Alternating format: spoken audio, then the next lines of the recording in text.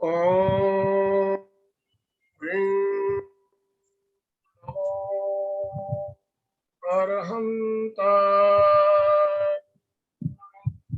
ओम ह्रीं नमो सिद्धाय।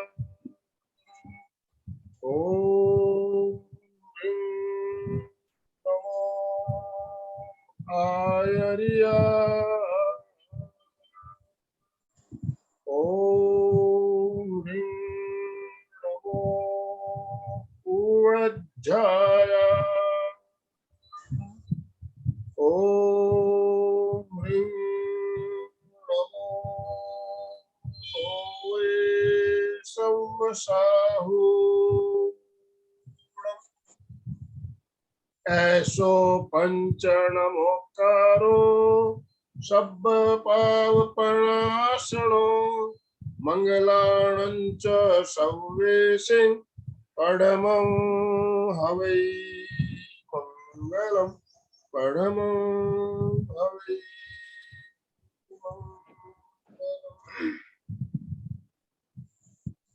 परम पावन परम आराध्य प्रातः स्मरणीय आचार्य श्री महासमण जी के चरणों में सत सत नमन करते हुए हम आज प्रातः की ये क्लास प्रारंभ करने जा रहे हैं।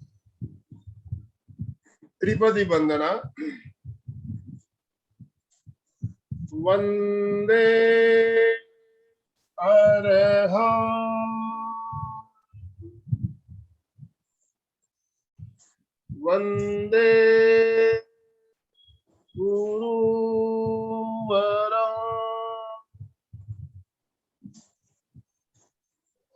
वंदे सच्चं।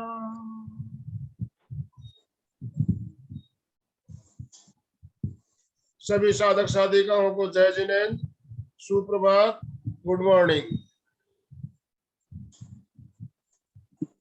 आज का हमारा टॉपिक है कायोत्सर्ग, क्यों और कैसे। कायोत्सर्ग हम करते हैं, हमेशा करते हैं, तो हमें कायोत्सर्ग करने से क्या फायदे होते हैं इसके बारे में भी हम चर्चा करेंगे। कायोत्सर्ग हमें क्यों करना चाहिए, कैसे करना चाहिए, इस बारे में हमारा मार्गदर्शन करने के लिए कोलकाता से हमारे साथ मंजू जी सिपाणी जुड़ चुकी है। तो मैं ज्यादा समय ना लेते हुए मंजू जी आपसे निवेदन करना चाहता हूँ, आप आज का सेशन प्रारंभ करें। मंजू जी सिपाणी। ओम अरहम। ओम अरहम। आराध्य के चरणों में वंदन। प्रेक्षा प्रणीता आचार्य श्री महाप्रज्ञ जी के चरणों में कोटि कोटि वंदन। वर्तमान आचार्य प्रवर महाश्रमण जी के चरणों में कोटि कोटि वंदन। सभी को सुप्रभात, गुड मॉर्निंग। कायोत्सर्ग कोई नया विषय नहीं है आप लोगों के लिए।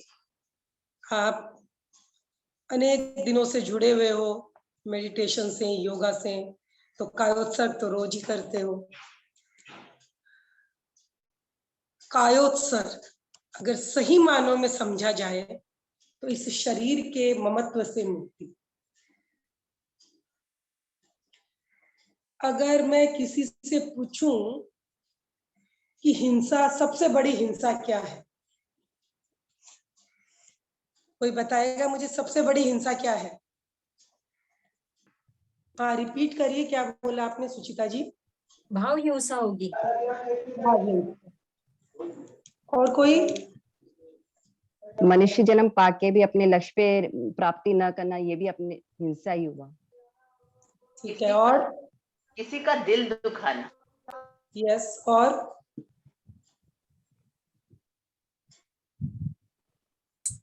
वाणी पे कंट्रोल करना। ठीक है, ठीक है, ये सारी व्यवहारिक अहिंसा है, मैं समझती हूँ। लेकिन गौर से अगर हम देखें तो सबसे बड़ी हिंसा है जीने की इच्छा करना। विवेचना सबसे बड़ी हिंसा है, क्योंकि बिना हिंसा के जीवन संभव नहीं। और जीने की इच्छा करने का मतलब ही है कि हम बार बार शरीर चाह रहे हैं। तो दूसरी भाषा में कहूं तो सबसे बड़ा दुख है बंधन। कहते हैं ना, पराधीन सपने हूँ सुख नाही, और हमारा कण कण इस मुक्ति के लिए प्रयासरत है, क्योंकि बंधन में कभी सुख हो नहीं सकता है। तो इस मोक्ष की कामना के लिए ये सारे हमारे काम चल रहे हैं, कि जो हमारे भीतर ज्ञान शक्ति आनंद है, जो मेरा अस्तित्व है, उसे मैं कैसे मुक्त करूं, कैसे संपूर्ण रूप से प्राप्त करूं, जो कहीं ना कहीं किसी बंधन में है, और वो बंधन हमारे अपने ही किए हुए कर्म है ना। तो कायोत्सर्ग यानी इस शरीर के प्रति अगर आप ममत्व छोड़ देते हो, तब वो कायोत्सर्ग संभव होता है, और तभी वो मुक्ति या मोक्ष संभव है। कायोत्सर्ग केवल इस शरीर का शिथिलीकरण नहीं है। अब व्यवहारिक दृष्टि पे हम आते हैं, ये तो अल्टीमेट बात होगी, है ना, कि शरीर के प्रति ममत्व का विसर्जन। हर वक्त हम ये बात बोलते हैं, और सारे दिन जो जीने की इच्छा, मतलब इस शरीर को जिलाए रखने की बात है ना। खाओ तो हिंसा, पहनो तो हिंसा, कुछ भी करो, जीवन चलाने के लिए जो भी उपक्रम है सब हिंसा है। व्यवहारिक दृष्टि से अगर हम आए, तब छोड़िए, ये तो अल्टीमेट बात हो गई, इसके लिए तो हमें स्टेप बाय स्टेप बढ़ना होगा। तो कायोत्सर्ग का सबसे पहला जो लाभ होता है हमारे शरीर के लिए, वो है हमारे शारीरिक, मानसिक और भावात्मक तनाव से मुक्ति। आप देखते होंगे, ठीक है, ये शरीर थक जाता है, तब हमें आराम चाहिए, तो हम कायोत्सर्ग कर सकते हैं, वो तो एकदम बेसिक सी चीज है। लेकिन आपने अनुभव किया होगा, जब शरीर शांत रहता है तो मन की चंचलता भी कम रहती है, भावों पे भी नियंत्रण रहता है। तो ये शरीर का शिथिलीकरण हमें हर तरह के तनाव से मुक्ति देता है। साइंटिफिकली देखें तो सारे दिन जब हम हाथ पैर का मूवमेंट करते हैं, हमारी मसल्स काम कर रही हैं, मसल्स काम कर रही है तो हमारी ऊर्जा खर्च हो रही है। अगर हम कायोत्सर्ग कर लेते हैं तो हम बहुत कुछ अपनी ऊर्जा को बचा लेते हैं। तो ऊर्जा का संरक्षण भी कायोत्सर्ग के द्वारा होता है, और बहुत बड़ी मात्रा में ऊर्जा की बचत होती है। क्योंकि कायोत्सर्ग में क्या होता है, हम ऑटो सजेशन के द्वारा अपने आप को रिलैक्स करते हैं, तो एक एक पार्ट पूरी तरह से रिलैक्स हो जाता है, जबकि नींद में कई बार हमारा शरीर अकड़ भी जाता है। और अगर मानसिक हलचल ज्यादा रहती है तो हमें सपने भी बहुत आते हैं। लेकिन अगर कायोत्सर्ग आप जागरूकता पूर्वक कर सकते हैं, तो आपके पूरे शरीर के साथ साथ आपके मस्तिष्क को, आपके दिमाग को, आपके मन को भी क्या होता है, रिलैक्सेशन मिलता है। और मन शांत है तो भाव ऑटोमेटिक नियंत्रित है। तो ये भी कायोत्सर्ग का बेसिक जो फायदा, जो आम आदमी करते हैं इस चीज के लिए कायोत्सर्ग, तो उसे भी हम जागरूकता से करेंगे ना, तब हमें उसका लाभ मिलेगा। ये नहीं कि हम खाली ऐसे बस सीधे लेट गए, शरीर को ढीला छोड़ दिया और हमने समझ लिया कायोत्सर्ग हो गया। नहीं, केवल मूर्छा या शिथिलीकरण कायोत्सर्ग नहीं है, पूरी जागरूकता बनी रहेगी कि हम, हाँ, मेरा एक एक अंग शिथिल हुआ है, मैं उसे पूरी जागरूकता से शिथिल कर रहा हूं, तब हमें उसका पूरा लाभ मिलता है। ऊर्जा का संरक्षण भी, जो हमारे भीतर रसायन है वो भी क्या होते हैं, वापस संतुलित होते हैं। कार्य करने से जो रासायनिक परिवर्तन होते हैं वो वापस अपने उनमें पर उल्टा फीडबैक, उनका उल्टा परिवर्तन शुरू हो जाता है कायोत्सर्ग में, और हम रिलैक्स महसूस करते हैं और टॉक्सिन्स बाहर निकल जाते हैं। इसके अलावा अगर आपको समय बचाना है, तो जहां हम 2-3 घंटा सोना चाहते हैं, वहां आधा घंटा कायोत्सर्ग करिए, आपकी बॉडी को उतना ही ज्यादा आराम मिलेगा जितना हम 2-3 घंटा सो के मिलते। ठीक है, और ये तो हुआ हमारा शारीरिक स्तर पे हम कहते हैं, या मानसिक स्तर पे हमारा फायदा। कायोत्सर्ग साधना हमारी ध्यान की भूमिका तैयार करना है। अगर आप भीतर के जगत में प्रवेश करना चाहते हैं, तो बाहर से के जगत से जुड़े हुए इस शरीर से आपको मुक्त होना होगा। जब तक आप इस शरीर के प्रति आपकी अटेंशन बनी हुई है, आप भीतर के जगत में प्रवेश नहीं करते। अगर कर भी रहे हैं तो आप मानसिक स्तर पर, वहीं आपके मन के विचार चल रहे हैं। लेकिन कायोत्सर्ग सद जाने का अर्थ ही होता है इस शरीर का एहसास खत्म। और जैसे जैसे शरीर पूरा शिथिल हो जाएगा, आप देखोगे श्वास भी इतना सूक्ष्म हो जाता है कि धीरे धीरे श्वास के प्रकंपन भी नहीं आते हैं शरीर पे। ये स्थिति जब बनी, तब आप समझिए आपका कायोत्सर्ग। जब ये स्टेज पार हो जाती है तब क्या होता है, जब जैसे जैसे हम इस स्टेज पे स्थिर रहते हैं, कुछ समय रुक पाते हैं, तो हमें अपने शरीर में प्रकंपन महसूस होने शुरू हो जाते हैं। वो आपका भ्रम नहीं है, वो वास्तविकता है हमारे शरीर की। हमारे भीतर जो सूक्ष्म शरीर है वो ईच एंड एवरी मोमेंट प्रकंपित हो रहा है। हम कहते हैं ना, हम बाहर से पुद्गल वर्गणाओं को ग्रहण करता है हमारा तेजस शरीर, फिर छोड़ता है, और कर्मण शरीर में भी हर समय प्रकंपन हो रहा है, प्रकंपित हो रहे हैं, नए बंध रहे हैं, पुराने उदय में आ रहे हैं, शरीर से झड़ रहे हैं। तो ये हर समय ईच एंड एवरी मोमेंट ये प्रकंपन चल रहे हैं हमारे भीतर, और इनके प्रकंपनों से हमारी चेतना भी प्रकंपित हो रही है। वास्तव में चेतना प्रकंपित नहीं होती है, जब ऊपर चली जाती है चेतना मुक्त होकर वो स्थिर है, कोई प्रकंपन नहीं, लेकिन उसका प्रकंपन भी चल रहा है किसके द्वारा, और वो प्रकंपन प्राण के रूप में ईच एंड एवरी मोमेंट हमारे साथ जुड़ रहा है। तो जब हम इस भीतर के जगत, हमारा ये भीतर का जगत कुछ नहीं है सिवाय प्रकंपनों के, सूक्ष्म शरीर जिसे हम देख नहीं पाते हैं, केवल अनुभव कर पाते हैं, वो अनुभव हमें इन प्रकंपनों के द्वारा होता है। तो कायोत्सर्ग जहाँ इस स्थूल शरीर को शिथिल और स्थिर करता है, वही हमें अपने भीतर के शरीर, सूक्ष्म शरीर के प्रति जागरूक कर रहा है। वो प्रकंपन हमें अनुभव ये करवा रहे हैं कि हमारे भीतर यही चल रहा है, केवल प्रकंपन प्रकंपन और प्रकंपन। और उस स्थिति में आप देखोगे प्रकंपन हो रहे हैं, आपको रंग भी दिखाई दे सकते हैं, क्योंकि क्या है, वो तो पुद्गल है, पुद्गल में तो गौण गंध रस स्पर्श सब है, तो आपको रंग भी दिखाई दे रहे हैं, और उन्हीं रंगों का रिफ्लेक्शन हमारा हो रहा है, जो आपको खुली आंखों से कभी नहीं दिखाई देगा। तो ये कायोत्सर्ग शारीरिक दृष्टि से भी, मानसिक दृष्टि से भी और आध्यात्मिक दृष्टि से बिना कायोत्सर्ग के गहरी ध्यान साधना हो नहीं सकती।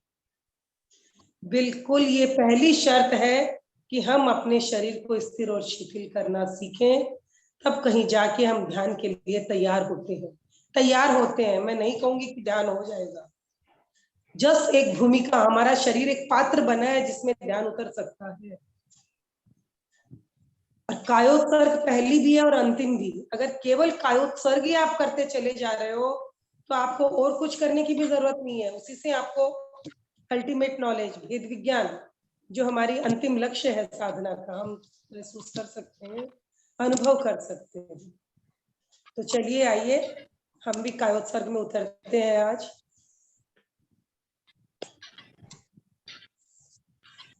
आप लेट के करना चाहें, बैठ के करना चाहें या खड़े होके करना चाहें, जैसी आपकी सुविधा है, लेकिन जागरूकता रहनी चाहिए, बिल्कुल जागरूकता रहनी चाहिए। क्योंकि लेटने में क्या होता है ना, घुटने हमारे सीधे रहते हैं तो हमें अकड़न नहीं महसूस होती है, लेकिन किसी भी स्थिति में आप करें, आपकी जागरूकता बनी रहनी चाहिए और आप अपने शरीर को शिथिल कर पाए, पूरे रूप से शिथिल कर पाए।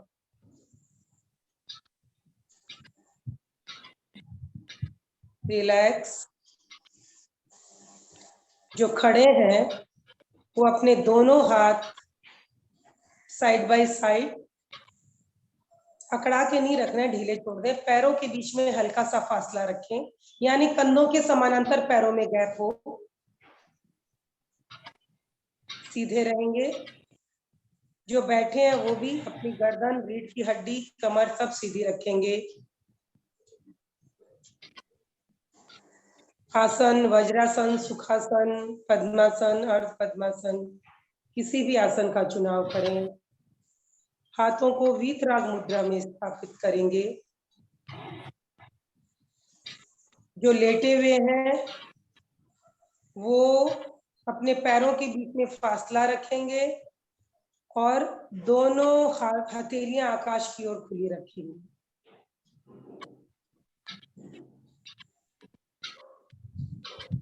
तो पहले अनाव देते हैं थोड़ा सा, हाथों को ताड़ासन करेंगे।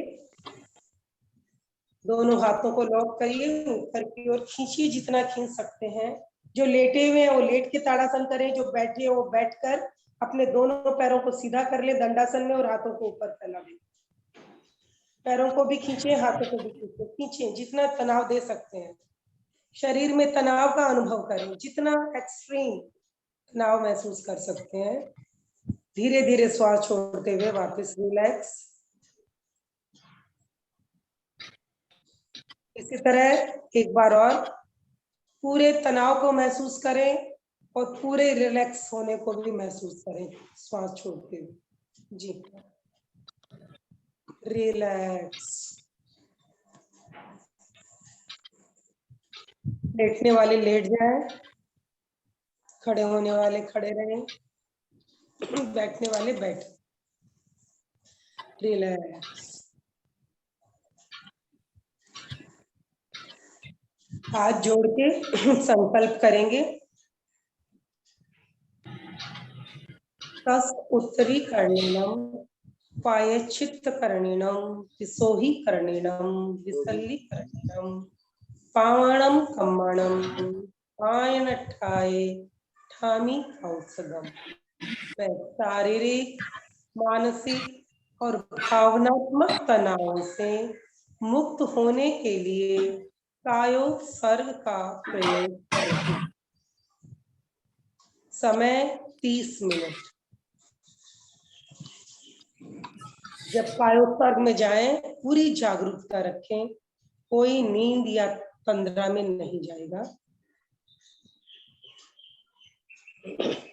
आंखें बंद।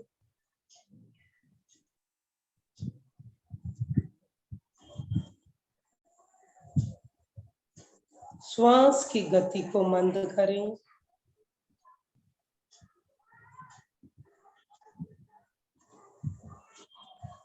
मन मन मन।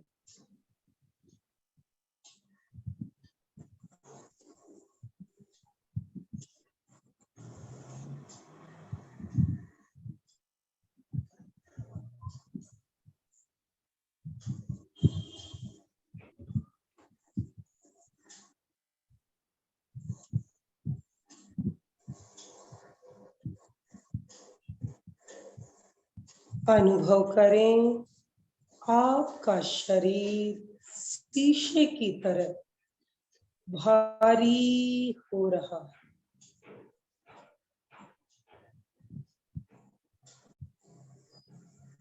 भारी होता जा रहा है, होता जा रहा है।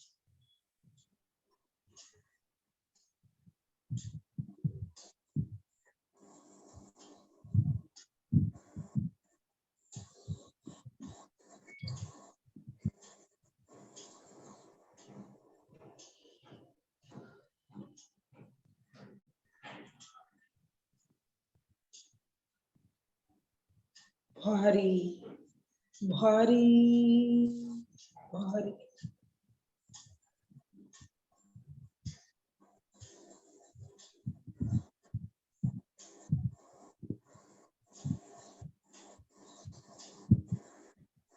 ऐसा अनुभव हो जैसे आप भी जमीन में धंसते जा रहे हो, अपने भारीपन से जमीन के भीतर धंसते चले जा रहे हो। भारी भारी।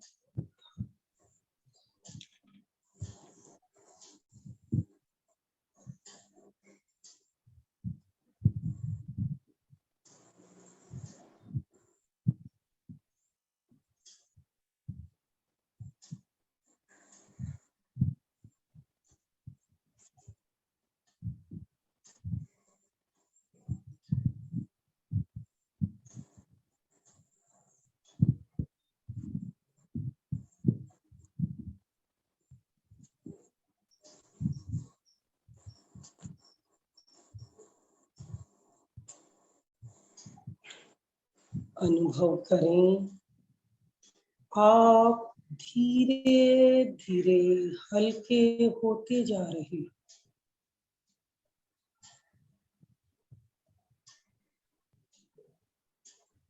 हल्के हल्के होते जा रहे, ऊपर की ओर उठते चले जा रहे। हल्के हल्के हल्के।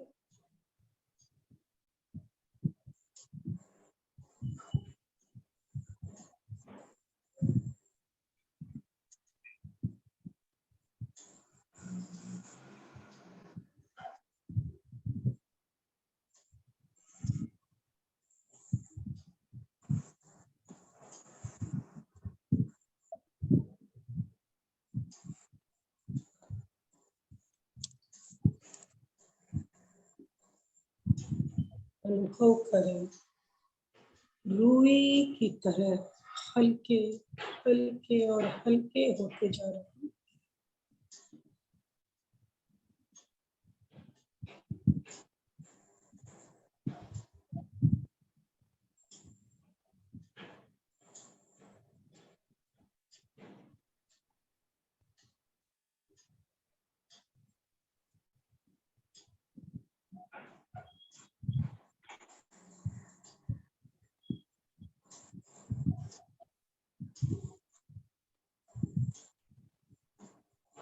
पूरे शरीर में हल्केपन का अनुभव करें।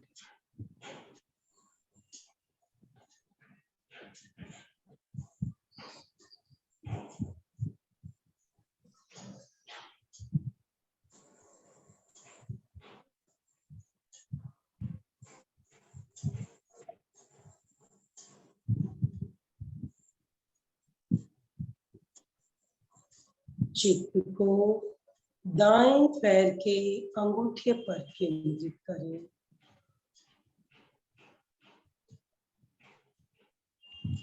शिथिलता का सुझाव दें और उसका अनुभव करें। शिथिल हो जा, हो जा।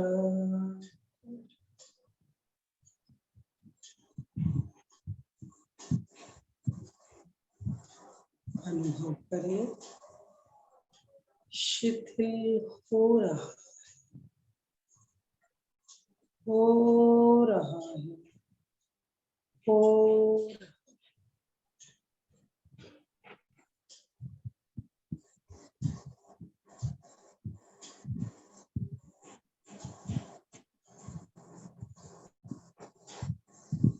अंगूठा शिथिल हो गया। इसी प्रकार उंगलियां, तलवा, एड़ी, पंजा, घुटना, जंघा, पूरे पैर शिथिलता का सुझाव देंगे और उसका अनुभव करेंगे।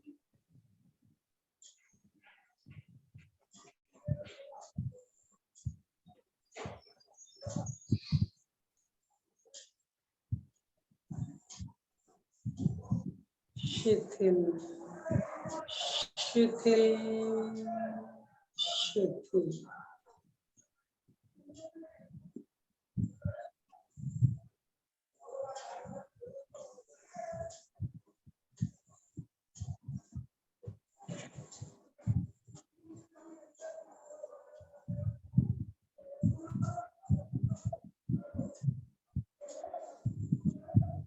इसी प्रकार बाएं पैर के अंगूठे से लेकर कटी भाग तक पूरे पैर को शिथिलता का सुझाव देंगे और उसका अनुभव करेंगे।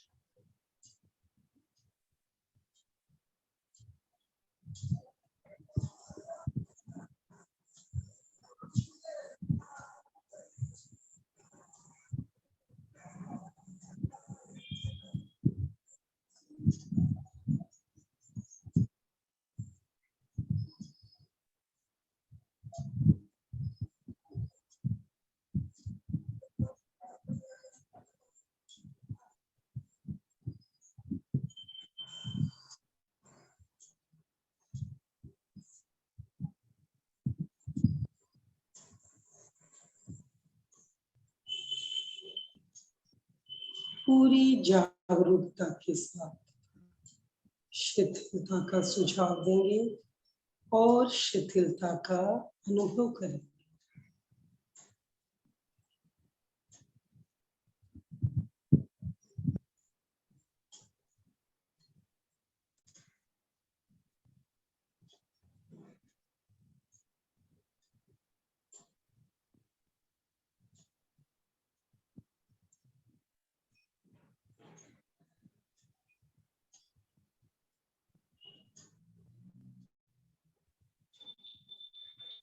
अनुभव करें दोनों पैर शिथिल हो गए।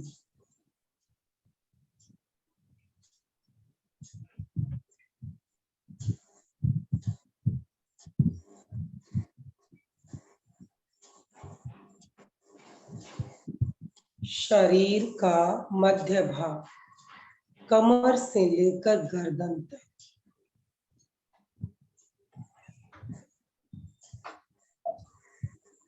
पेड़ों का पूरा भाग, भीतर के सभी अवयव, सभी को शिथिलता का सुझाव दें। शिथिल हो जा,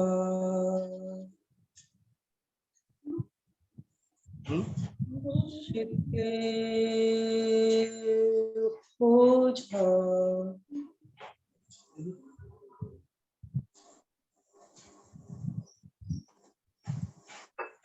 अनुभव करें शिथिल हो रहा है, हो रहा है।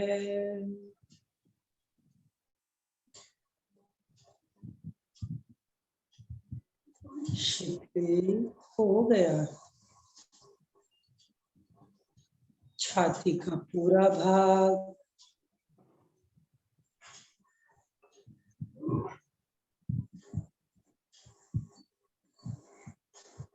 पीठ का पूरा भाग,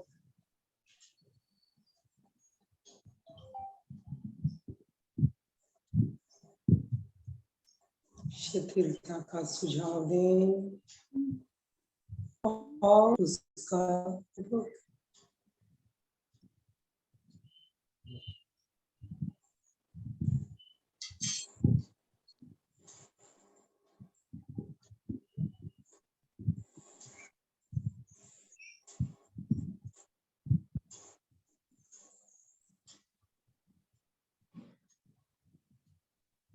दायां हाथ उंगलियों से लेकर कंधे तक एक एक भाग को शिथिलता का सुझाव दें और उसका अनुभव करें।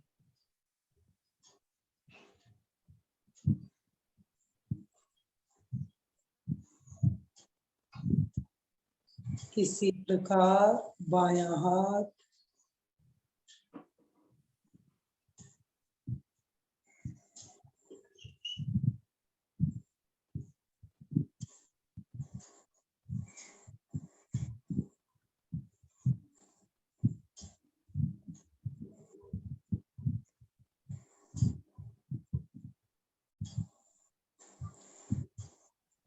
गर्दन का पूरा भाग और स्वर यंत्र,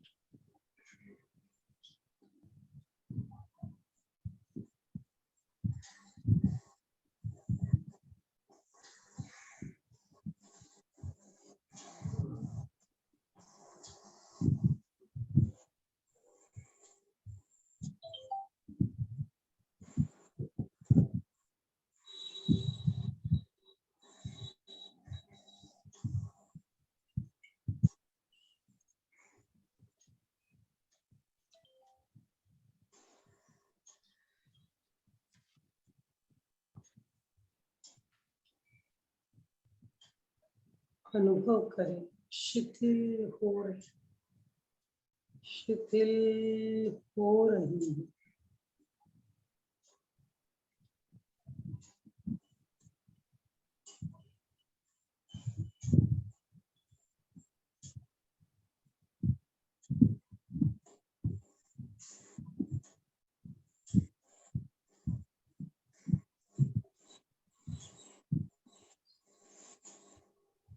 गर्दन और स्वर यंत्र शिथिल हो गए। ऊपर चेहरे का पूरा भाग, ठुड्डी, होंठ, दांत, जीभ, दोनों कपोल, दोनों आंखें, दोनों कान, ललाट, चेहरे के पूरे भाग को शिथिलता का सुझाव देंगे शिथिल हो जा, हो जा, हो जा।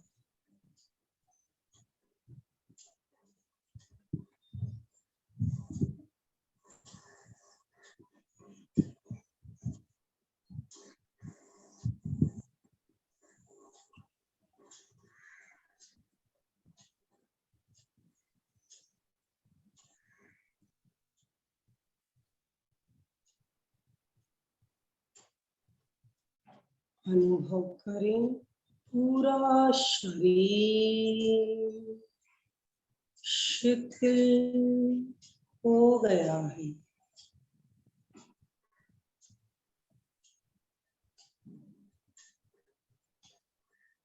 स्वयं को एक स्थिर अडोल प्रतिमा की भांति अनुभव करें।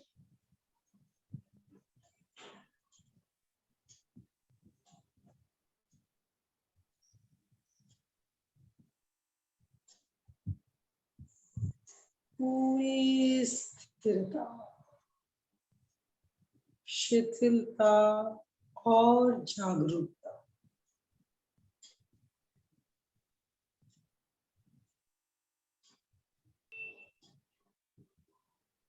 श्वास सूक्ष्म हो गया है, बिल्कुल सूक्ष्म। उसके प्रकंपन शरीर पर प्रकट नहीं हो रहे।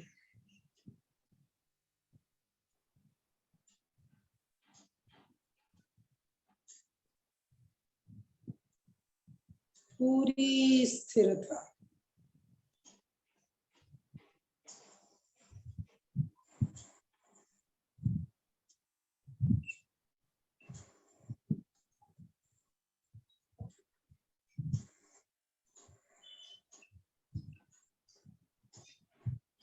पूरी जागरूकता के साथ शरीर में होने वाले प्रकंपनों को अनुभव करें।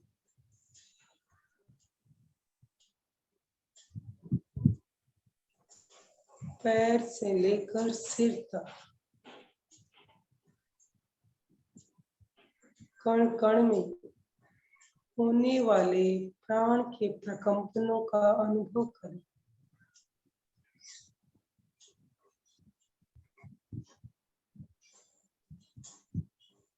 केवल प्रकंपन ही प्रकंपन।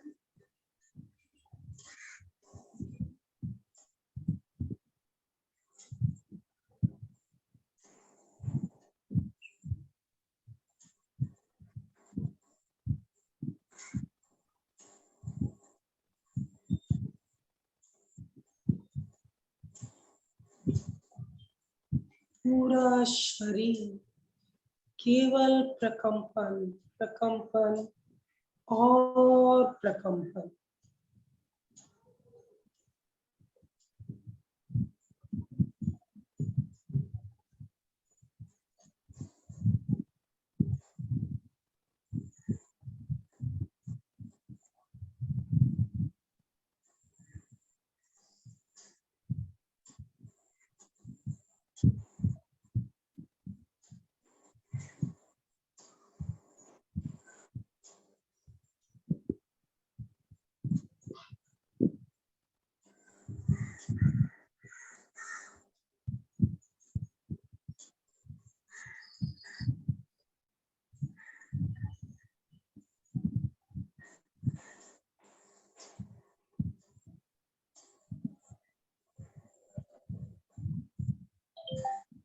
पूरी जागरूकता से प्रकंपनों को अनुभव करें। नीचे से ऊपर, ऊपर से नीचे चित्त की यात्रा करें और प्रकंपनों का अनुभव करें।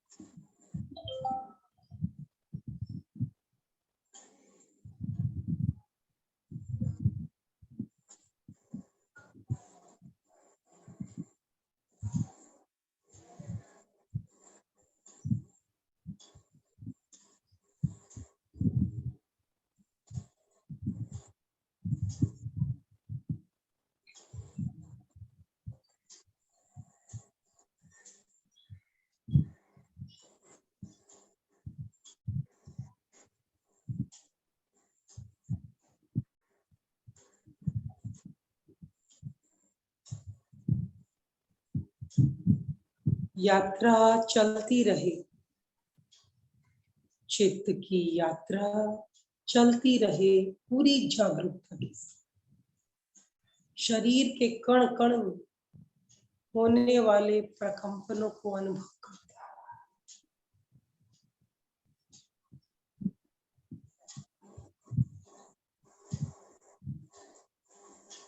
तेजी से यात्रा करें, नीचे से ऊपर, ऊपर से नीचे।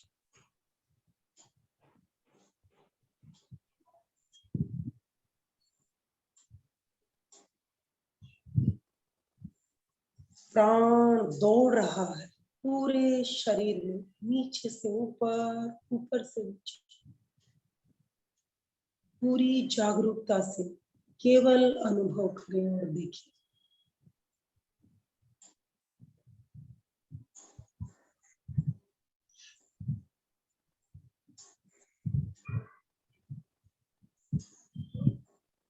रुक जाएं, चित्त को स्थिर करें।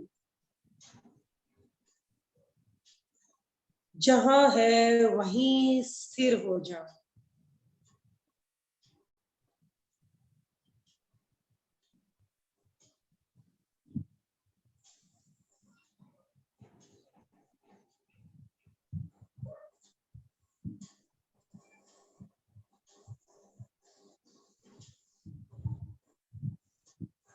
देखें, अनुभव करें, ये शरीर जो मेरे सामने है, ये मुझसे भिन्न है, मैं नहीं।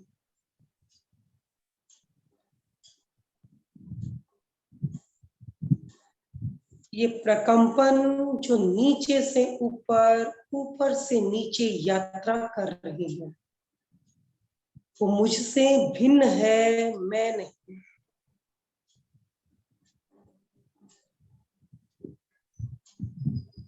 मैं न शरीर हूं, ना ही कोई प्रकंपन।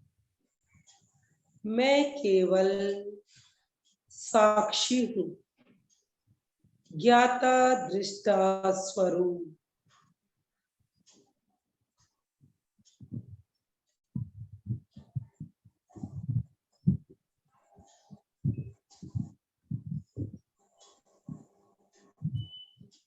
न मैं शरीर हूं, ना ही प्रकंपन। मैं केवल इस शरीर, इन प्रकंपनों को देखने वाला हूं, अनुभव करने वाला हूं, जानने वाला हूं। यही मेरा अस्तित्व है।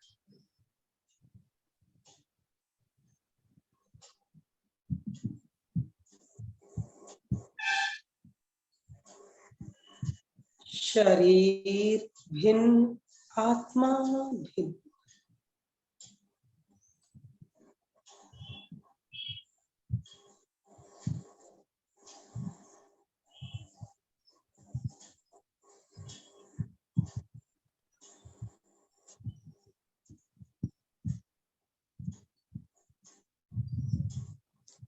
मैं शरीर नहीं हूं, शरीर मात्र संयोग है। जिसका संयोग है उसका वियोग निश्चित है। इसलिए शरीर के प्रति अपने ममत्व का मैं विसर्जन करती हूँ।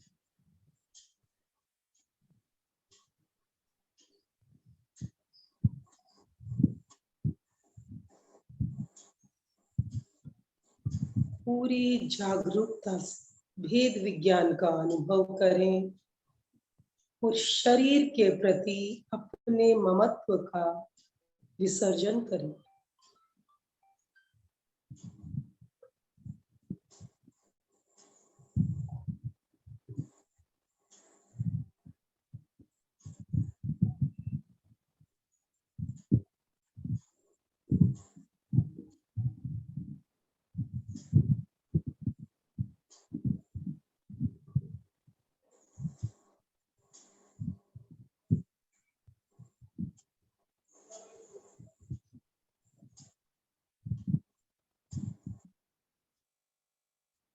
ममत्व विसर्जन के साथ सारे तनाव समाप्त।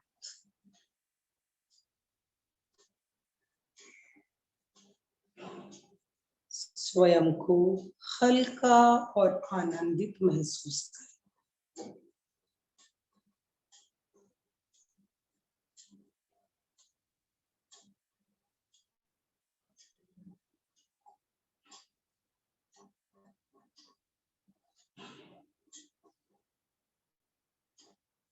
सुख दुख रोग शोक मान अपमान मेरा तेरा, ये सारी चीजें शरीर के साथ जुड़ी हैं। यही हमारे दुख का कारण है। शरीर के प्रति ममत्व का विसर्जन हमें सभी दुखों से मुक्त करने वाला है।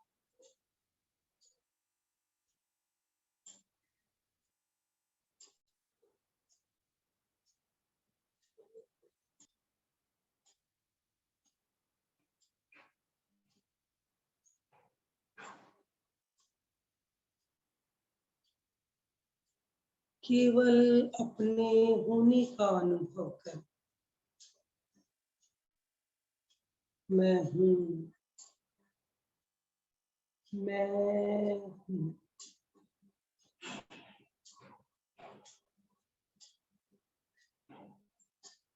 केवल स्वयं के अस्तित्व का बोध बना रहे।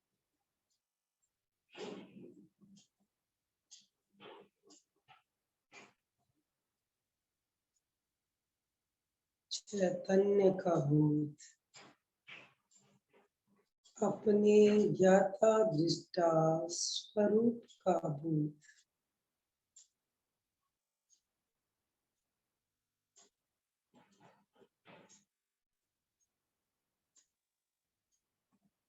दो तीन गहरे लंबे श्वास लें।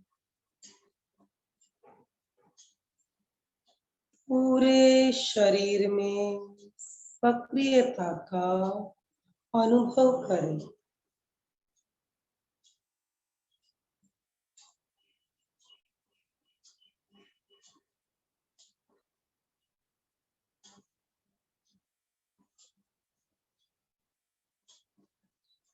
जो लेटे हुए हैं वो बाईं करवट लेकर बैठने की मुद्रा में आ जाएं।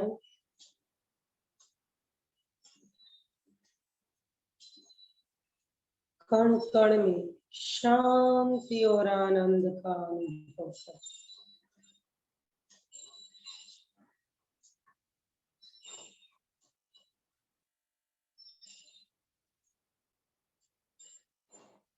दोनों हाथ आनंद केंद्र पर जुड़े हुए।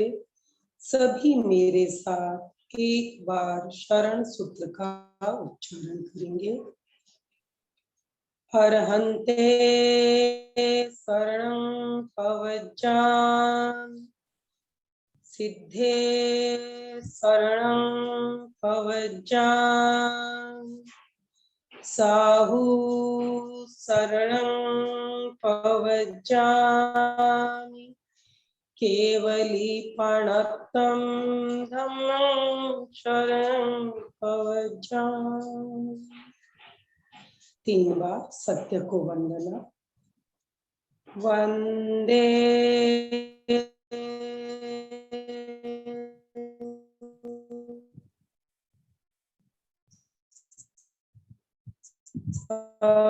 सत्यं सत्यं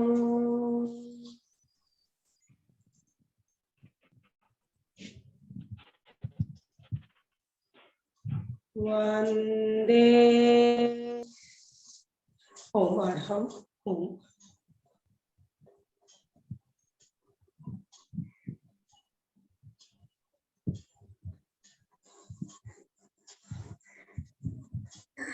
ओम अरहं।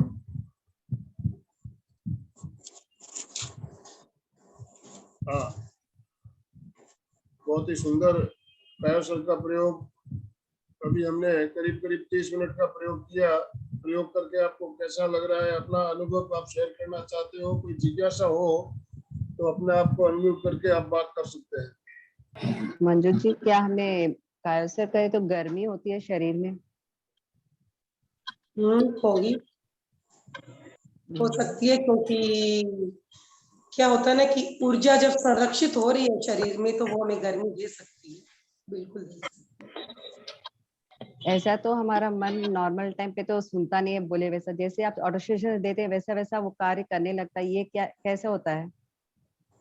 देखिए, आपका शरीर आपके ब्रेन का ऑर्डर मानता है, आपका ब्रेन उसे जो कहेगा वही वो करता है, बाकी किसी की नहीं सुनता है ना। तो ऑटोस्टेशन मतलब आपका ब्रेन ही क्या कर रहा है, आपके शरीर को ऑर्डर। हमारा शरीर सिर्फ वही काम करता है जो हमारा ब्रेन कहता है ना, इसलिए हमें ऐसा बहुत महसूस होता है। वही जैसे आपने कहा था धरती में धंसो तो धरती पे धंसे वैसा लग रहा था, और जैसे ही ऊपर आए जब ऐसा बोले तो वैसे ही चल महसूस हो रहा था। ये तो सब ये ब्रेन होता की है वजह से होता है। यस, हम कहते हैं ना, हम जैसी भावना करते हैं वैसे हो जाते हैं, तो वो हमारे भाव थे ना कि हम भारी हो रहे हैं, तो हमारे जैसे भाव होते हैं वैसा ब्रेन के पास जब वो हमारे भाव गए तो वो हमें उसी के अकॉर्डिंग ही फील करवाएगा। बहुत अच्छा लगा प्रयोग। Thank you. हाँ, संतोष जी ने अपने आप को अनम्यूट किया है। संतोष जी बोलिए। जय मैम। जय जिनेंद्र। मैं एकदम पूछना चाहती थी कि बैठ गई सर, तो फिर भी हम ऐसे कहेंगे कि खड़े हो जाएं, लेटने जितने जगह की व्यवस्था करें, ये कहना होगा? देखिए, ये सब कब होता है, जब हम प्रॉपर एक कैंप ले रहे हैं जहाँ नए लोग हैं वो नहीं जान रहे हैं, तब हमें सारे इंस्ट्रक्शन देने होते हैं। लेकिन आज मेरी क्लास में तो सारे ऐसे लोग हैं जो कितनी बार कायोसर कर चुके हैं, तो मैंने इसमें जनरली मतलब बात कही। नहीं, कब तो मुझे बिल्कुल, जो प्रशिक्षक है उसे ये ध्यान में रखना होता है कि हमारे सामने कौन है। अच्छा, तो जैसे हैं उसी के अकॉर्डिंग हम कह सकते हैं, उसमें कोई गलत या सही नहीं होता है। यही पूछना कि जैसे कहीं नए लोगों को करवाना हो तो अच्छे से ये जो सारे दिन हमें तो बिल्कुल, जो नए लोगों के लिए है तो वो एकदम वैसे ही बताना होता है जैसे कि आपको ट्रेनिंग में बताया जाता है स्टार्टिंग से एकदम। जय जिनेंद्र। जय जिनेंद्र। मंजू जी, बहुत अच्छा लगा। तल हाथों से सुगंध आती है कभी कभी, तो ये कैसे लक्षण है ध्यान के बाद? देखिए, सुगंध आना स्वाभाविक है, ये कोई अस्वाभाविक चीजें नहीं है, क्योंकि जैसे जैसे हम अपने इस औदारिक शरीर के पकड़ से हटते हैं तो हमारी इंद्रियों की शक्ति भी जाग जाती है, बहुत कुछ है ना। सुगंध है तभी आपको महसूस हुई, वो आपकी कल्पना नहीं। तो ध्यान से हमारी इंद्रियों की शक्तियां भी बढ़ जाती है। कोई भी पदार्थ, अगर आप एक फूल की खुशबू ले रहे हो तो खुशबू के साथ आपके पूरे पुद्गल परमाणु आप ग्रहण कर रहे हो। ऐसा नहीं है कि खुशबू केवल कुछ नहीं है, नहीं, जो पदार्थ होता है उसमें वर्ण, गंध, रस और स्पर्श सब कुछ होते हैं, सब कुछ। अगर आप किसी चीज को सूंघ रहे हो तो आपने पूरे पुद्गलों को ग्रहण किया है, लेकिन आपका नाक उस सुगंध को कैच कर पा रहा है, इसलिए आप अनुभव कर रहे हैं। अब पानी है, हम रोज पीते हैं, हमें ऐसा नहीं पता चलता उसमें सुगंध है, लेकिन कभी आप गौर से ध्यान दोगे तो आपको उसमें भी गंध सुगंध आने शुरू हो जाएगी। तो ये सारी हमारी इंद्रिय क्षमता बढ़ जाती है ध्यान से, उसकी वजह से ये सारी चीजें अनुभव होती है। लेकिन ये वास्तविकता है, कोई कल्पना नहीं है, कोई मतलब चमत्कार भी नहीं है। शोभा जी बोलिए। स्वर यंत्र आने कहाँ पे आएगा सर? और एक प्रश्न था, अपन सबको बोलते ध्यान करो ध्यान करो, जैसे नॉर्मल आदमी रहे तो ध्यान करो यानी क्या? ये तो सब इसमें होता है, ध्यान करो सब धर्म में बताते हैं। अच्छा, मैं बता रही ध्यान हूँ करो यानी क्या करो बताना पड़ेगा। यस बता रही हूँ। उसके बाद कायोसर में अपन बोलते हैं शिथिल। ठीक है, सारी चीजों के अर्थ आपको क्लियर बताऊंगी। आपके पास, आप कहीं भी रहते हो, मान लो आप अभी अपने किसी रूम में बैठे हो, कितनी सारी चीजें हैं इस रूम में, आपका खुद का अपना शरीर है, इतनी सारी चीजें हैं। क्या आप एक बार में सारी चीजों को जान पा रहे हो? नहीं, एक बार में आप नहीं। एक ही चीज जान सकते हो, अपने पूरे शरीर को भी आप एक साथ नहीं जान पाते हो। जहां आपका ध्यान जाता है उस चीज को जान लेते हो। अब आंख बंद करके जब मैं कह रही हूँ ध्यान करो, इस चीज पे ध्यान करो, तो आप अपने मन को क्या करते हैं, उस तरफ ले जाते हैं, है ना। तब आपको उस वक्त केवल अंगूठा ही ध्यान में रहता है, बाकी पूरे शरीर का ध्यान नहीं रहता है, लेकिन शरीर तो है आपका सारा। तो ध्यान करने का मतलब है, देखिए व्यवहारिक दृष्टि से चित्त और मन एक ही हो जाता है। तो हम यहाँ चित्त कहते हैं, इसके कई कारण है जो बहुत गहरी बात है।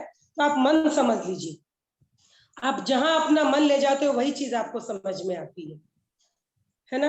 तो जब हम कहते हैं कि आप अपना चित्त उधर ले जाइए, तो आप अपना उधर अपने मन को उधर ले जाइए, पहले अंगूठे की तरफ, फिर उंगलियों की तरफ। इसी तरह ध्यान में कभी आपको ये कहा जाएगा सांस को देखिए, कभी कुछ और कहा जाए, इसका मतलब है आप अपना मन उस तरफ कर दीजिए। तो आप जिधर आपका मन ले जाओगे ना, वहीं आपका क्या होगा, आपका मस्तिष्क जो आपका ब्रेन है वो आपको उसी का ही एहसास करवाएगा, दूसरी चीजों का नहीं। दूसरा आप कहते हो शिथिल। शिथिल का मतलब होता है ढीला छोड़ देना। जैसे मान लो ये मुट्ठी मैंने टाइट से बंद कर रखी है, आप भी बंद करिए मेरे साथ अपनी मुट्ठी को, इस तरह टाइट जोर देके। फिर अब भीतर से सोचिए मैं इसको ढीला छोड़ रही हूँ, खोलना नहीं है, केवल ढीला छोड़ना है, केवल ढीला छोड़ना है। आप सोचिए अब मैं इसको ढीला छोड़ रही हूँ, जो कस के बंधी थी उसको ढीला छोड़ रही हूँ, ढीला ढीला ढीला ढीला ढीला। देखिए मुट्ठी बंद है, लेकिन अब आपको वो तनाव नहीं है, खिंचाव नहीं है, इसको कहते हैं ढीला छोड़ना। आप जब बैठे रहते हो तो आप देखोगे कहीं ना कहीं मैंने अगर आपको बोला आप सीधे बैठे, आप यूं अकड़ के बैठ जाओगे, देखोगे ये अकड़ के रखे हुए हैं, गर्दन अकड़ी हुई है। लेकिन आप सीधे बैठ सकते हो, मन में सोचो कि मैं इनको ढीला छोड़ रही हूँ, ढीला छोड़ रही हूँ, ढीला छोड़ रही हूँ। अभी भी मैं सीधी हूँ, लेकिन मैंने उसको रिलैक्स कर दिया, ढीला छोड़ दिया उसको। ये जो हमारी जो मांसपेशियां थी, हमारी मसल्स थी, वो ढीली हो गई, और ये बिल्कुल क्या हो रहा है, ढीला। अब ढीला छोड़ने का मतलब होता है कि अगर आपका सचमुच कायोसर्ग में चले गए हो, तो अगर आपको टच भी किया जाए तो हो सकता है आप गिर पड़ो, लेकिन गिरने से चोट नहीं लगेगी। जैसे बहुत बार आपने सुना होगा, लोग गहरी नींद में ऊपर से जंप लगा देते हैं और उनके शरीर को कुछ नहीं होता है। क्यों? क्योंकि ब्रेन से उसका कनेक्शन नहीं था। ब्रेन ने आपके शरीर को ढीला छोड़ के रखा था, बिल्कुल ढीला छोड़ा हुआ था, तो ब्रेन में कोई एहसास नहीं है, वो ढीला है तो वो गिरेगा तो उसमें चोट भी नहीं आती। तो इसी तरह कायोसर्ग में हम क्या करते हैं, नींद में नहीं है, पूरी जागरूकता से हम अपने शरीर के एक एक भाग को देखते हैं और उसको कहते हैं तुम ढीला हो जाओ। तो आप अनुभव करोगे वो इस तरह है, उसी पोजीशन में हिल नहीं रहा है, लेकिन अंदर की जो उसकी मांसपेशियां वो रिलैक्स हो गई है, ढीली हो गई, अब उस पे अकड़ नहीं रही है उस शरीर के उसमें। इसको हम कहते हैं शिथिल होना, ढीला होना, रिलैक्स। समझ में आया क्या आपको? जी, बहुत सुंदर तरीके से वो आपने समझ में समझाया। आया, लेकिन लेकिन वो समझ में आया सर, एक स्वर यंत्र का बताना कहाँ पे है, जैसे अपन स्वर दूसरे यंत्र को है बताना रहा है हमारे, कि ध्यान करो, ठीक है, तो वो हम क्या पूछते करते हैं ना, ध्यान करो यानी क्या? ध्यान का मतलब होता है आप उधर अपना मन को ले जाइए, वहां बस जो हो रहा है उसे देखिए, उसे रिलैक्स होने के लिए कहिए। जिस तरह हाथ पैर की अंगुलियां स्वर यंत्र हमारे गले के भीतर की जगह है, जहां से हम बोलते हैं, है ना, उसे हम वॉइस बॉक्स या स्वर यंत्र कहते हैं। ये जगह है जहां हमारी जीभ अंदर की तरफ लटक रही है, बिल्कुल कंठ के, ये जो कंठ मणि है ना, इसके भीतर यहाँ अंदर की तरफ, जहाँ क्या होता है, हमारी खाने की नली, श्वास की नली, सबकी ओपनिंग है, जहाँ हमारा ये हम कहते हैं ना, इसको क्या कहते हो आप, टेटुआ ना, क्या इसको क्या कहते हो अंदर जो रहता है, एपिग्लोटिस कहती है तालु जैसे। तालु तालु तालु आप क्या करते हो ना, तो अंदर एक लटकती है ना, जैसे छोटी जीभ कर रहे हो, घंटी जो तालु कुछ है, छोटी घंटी बोलते हैं इसके ना, जस्ट छोटी अंदर की घंटी। तरफ हमारा वॉइस बॉक्स स्वर यंत्र है, एपिग्लोटिस, है ना। ये कभी किसी को आप बोलिए बच्चे को कि आपको गूगल में दिखाएगा चित्र, बिल्कुल समझ में आ जाएगा स्वर यंत्र कहाँ है हमारे भीतर गले में। हाँ, सुचिता जी कुछ पूछना चाहती है। बहुत बहुत सुंदर, बहुत धन्यवाद मंजू जी, बहुत सुंदर प्रयोग करवाया आज आपने, इतना रिलैक्स महसूस होता है। और मैं खड़े होके करती हूँ, जब भी सर करवाते हैं कार्यो सर, संपूर्ण कार्यो सर, मैं खड़े होके करती हूँ बहुत अच्छा लगता है और आपका समझाने का तरीका भी बहुत सुंदर। आपने जो अभी बूटी वाला समझाया बहुत सुंदर लगा, बहुत सुंदर। समझाने का तरीका भी बहुत सुंदर है।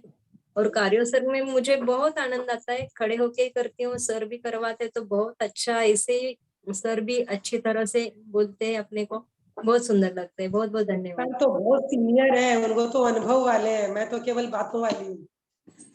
हाँ जी, नहीं, आपने भी बहुत अच्छी तरह से समझाया, बहुत सुंदर बोल रहे थे आप। हाँ जी, नमस्कार मंजू जी।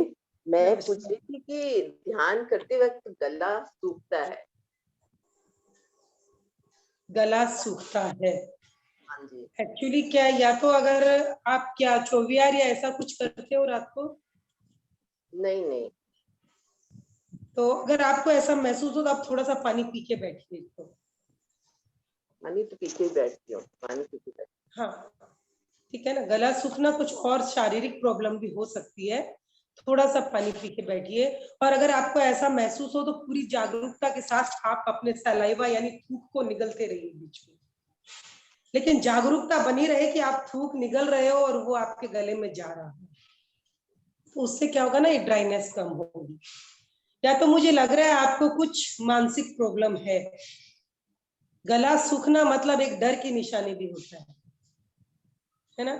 आदमी को अगर किसी चीज से भय हो, ऐसी कुछ मानसिकता हो, तो भी गला सूखता है इंसान का। तो अगर आपके भीतर ऐसा कोई मानसिक भय है तो उसे आप निकाल दीजिए, क्योंकि हमारे सोचने या करने से कुछ नहीं होता है। और भय किसी भी समस्या का समाधान हो नहीं सकता है। अपने भय को एक बार आमना सामना कर लीजिए, ठीक है ना। अगर ऐसी मानसिकता हो तब भी गला सूखता है इंसान।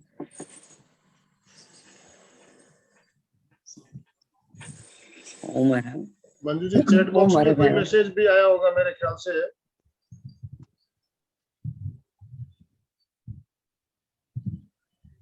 नहीं, एक बात मेरे को पूछना था। ओ मैडम, ओ मैडम, जैसे कभी कभी कैसे आसन करते समय अचानक से बहुत जोर से भूख लगने जैसा हो जाता है, भक्सा हो जाता है, ऐसा क्यों होता है आसन करते समय? देखिए, आसन करने से क्या होता है ना, हमारे सारे तत्व क्या हो रहे हैं, ठीक हो रहे हैं। आपके जो अंग हैं वो भी क्या हो रहे हैं, पूरे। मान लीजिए आपके कहीं गैस थी या ऐसा कुछ था तो वो निकल जाती है, ठीक है ना। भूख लगना इट मीन समथिंग, आपकी कुछ कमी है। भूख का सिग्नल तभी ब्रेन में जाता है जब शरीर को जरूरत रहती है ना। मान लीजिए खाने का समय है, फिर भी अगर भूख की आकांक्षा है तो हो सकता है आपको शुगर या इस ढंग से शुगर का लेवल कुछ फ्लक्चुएट हुआ हो। ये सारी संभावनाएं भी वो हो सकती है। तो आप एक नहीं, बार पर अगर ऐसा अपना, एक आधे ही आसन में होता है, रोज नहीं होता है। कभी कभी ऐसा एक आधे ही आसन में होता ये है जरूरी नहीं कि है ना कि अपने को आपका ऐसा शुगर लेवल रोज पेट में कुछ फ्लक्चुएट हो। करे। आप रोज अलग अलग ढंग से खाते हो तो अलग अलग ढंग से आपका खाना आपके भीतर असर दिखा रहा है।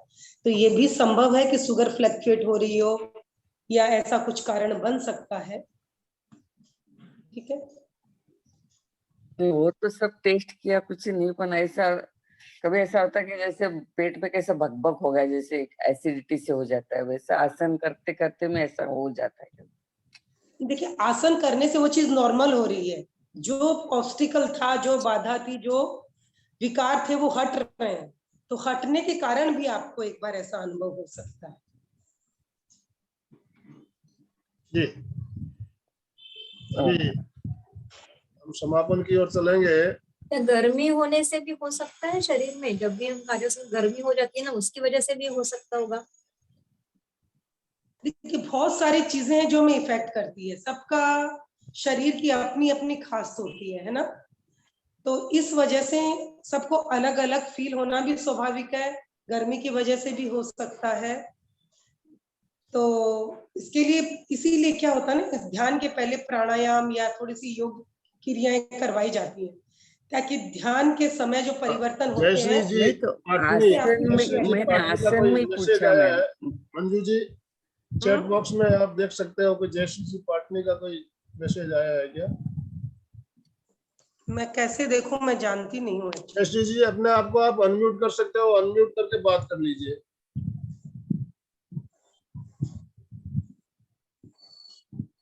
वो कह रही है ध्यान करते समय दूसरे विचार आते रहते, तो उसके लिए कंसंट्रेशन के लिए क्या करें? देखिए, विचार रोकना हो तो बीच बीच में श्वास संयम का प्रयोग करिए। ध्यान के बीच में आप अपने श्वास को रोकिए। रोकने से क्या होगा, जो विचार आ रहा है वो रुक जाएगा एक बार, उसकी कंटिन्यूटी नहीं रहेगी। हो सकता है थोड़ी देर के बाद कुछ दूसरा विचार आए, तो आप श्वास संयम का प्रयोग कर सकते हैं। आपको जीभ को उलट के तालुके भी लगा सकते हैं मेडिटेशन के दौरान, ठीक है ना।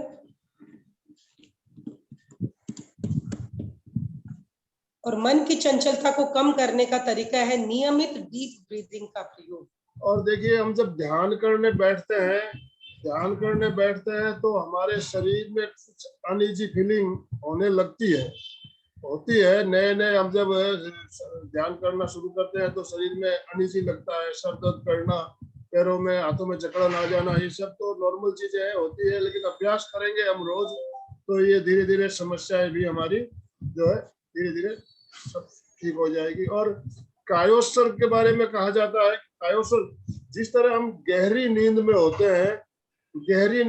हैं तो हमारे शरीर का भान छूट जाता है। तो कायोत्सर्ग का जब प्रयोग करते हैं तो इसमें हम पूर्ण जागरूक अवस्था में शरीर का भान छूट जाता है। पूर्ण जागरूक रहते हुए हमारे शरीर का भान हमें नहीं रहता है, ये है कायोत्सर्ग की अवस्था। तो कायोत्सर्ग करते हैं तो भी हमें हो सकता है मांसपेशियों में खिंचाव आना, गर्मी लगना, ये पसीना आना, ये सब चीजें हो सकती है।